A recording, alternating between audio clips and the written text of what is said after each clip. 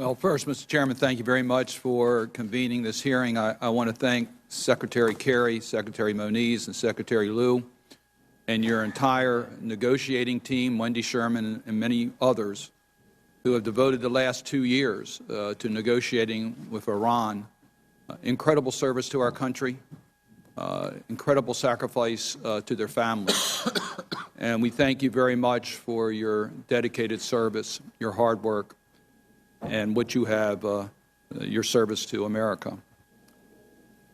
The Iranian Nuclear Agreement Review Act that Senator Corker referred to, passed earlier this year, was an effort by the members of Congress to set up the appropriate review for a potential deal with Iran.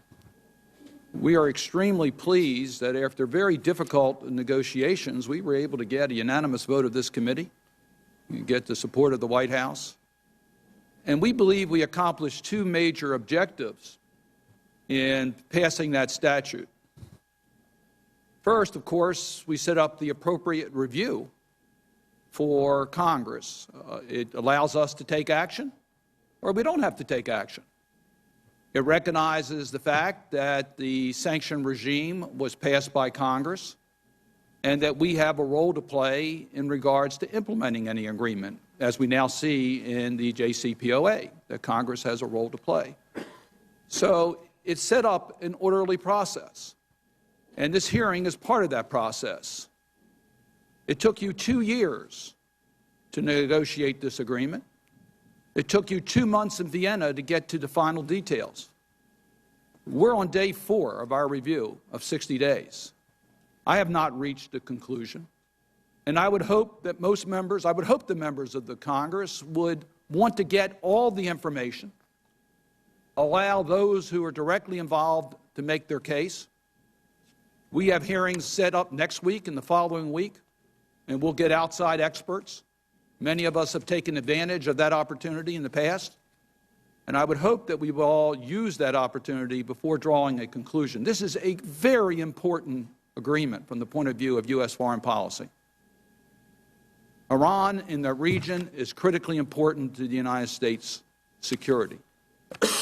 But there was a second objective to the Iran Nuclear Review Act, and that is to concentrate all our effort on the bad guy, Iran, and speak with unity as much as we could in the United States, so that our negotiators could concentrate on Vienna and not on Washington in dealing with getting the very best possible agreement.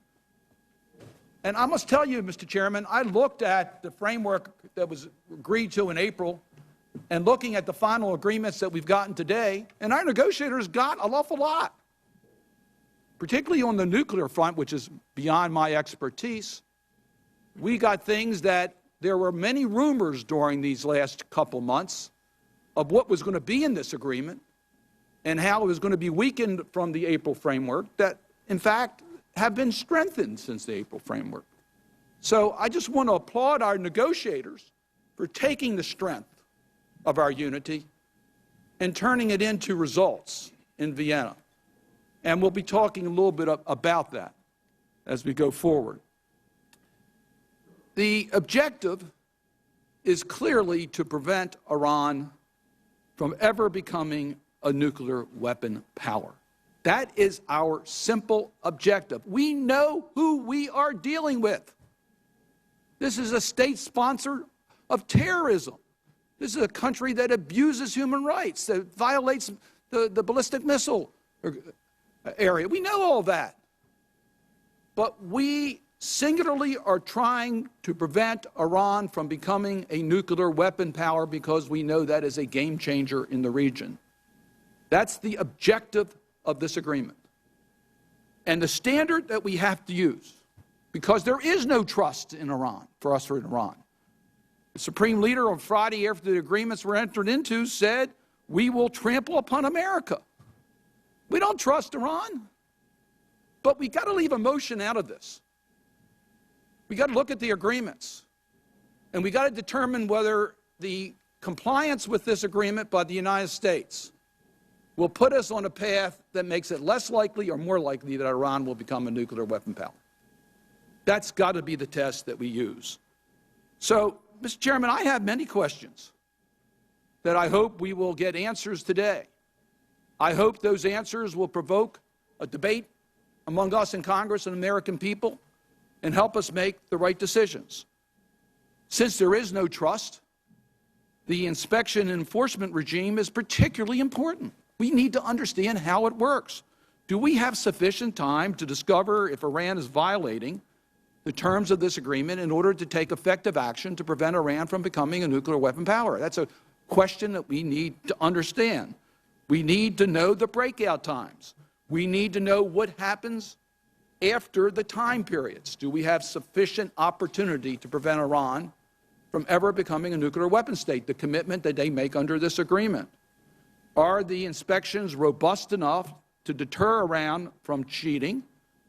And if they do, will we discover and be able to take action? Mr. Chairman, you raised the 24-hour window. I think all of us recognized there was going to be a protocol for inspection. That doesn't get us by surprise. But we need to know whether the 24-hour delay, knowing what Iran is likely to do, does that compromise our ability to have effective inspections? And I hope our witnesses will deal with that today, because that is a matter of major concern. We need to know the answer to that. Have we cut off all pathways for Iran to obtain a nuclear weapon, particularly the covert military use operations? We know that's a major concern. That's why the PMD is particularly important. The chairman mentioned the PMD and the work that the IAEA, are our inspectors, our international inspectors. They have great credibility in this area, but we will want to know whether they have the capacity to do what we're asking them to do. Will they have the access that we need? Because we do need to know about their prior military dimension in order to be able to go forward to make sure that we can contain any opportunity they may use for covert activities. Will we discover it and be able to take action? These are questions that we're going to ask. We've read the agreement, and we still have questions, and we hope we'll get answers as to whether we have effectively prevented Iran from using the covert activities to develop a nuclear weapon. Will this agreement provide us, IAEA, with sufficient access to the people, places, and documents so that we know their prior military dimension?